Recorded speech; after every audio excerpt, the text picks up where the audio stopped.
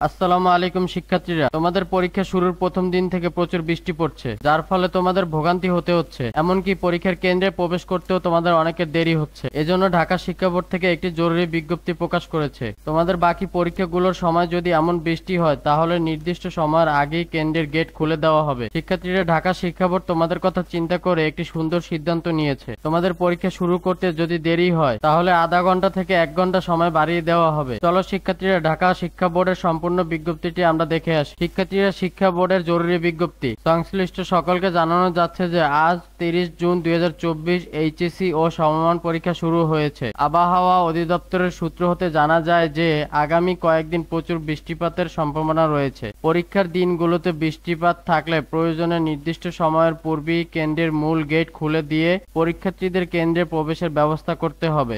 অনিবার্য কারণে কোনো কেন্দ্রের পরীক্ষা শুরু করতে আধা ঘন্টা কিংবা 1 ঘন্টা দেরি হলে জরুরি পরিস্থিতি বিবেচনায় উক্ত আধা ঘন্টা কিংবা 1 ঘন্টা সময় সমন্বয় করে পরীক্ষা শেষ করার প্রয়োজনীয় ব্যবস্থা গ্রহণের জন্য অনুরোধ করা হলো। শিক্ষার্থীরা, ঢাকা শিক্ষা বোর্ডের এমন সিদ্ধান্তে তোমরা কারা কারা খুশি হয়েছো তারা সবাই কমেন্ট করে জানাও, এবং তোমাদের কোনো মতামত থাকলে তাও তোমরা কমেন্ট করে জানাতে পারো। তোমরা যারা নতুন আমার চ্যানেলটি অবশ্যই সাবস্ক্রাইব করে বেল আইকনটি বাজিয়ে পাশে থাকো। ধন্যবাদ সবাইকে ভিডিওটি দেখার জন্য।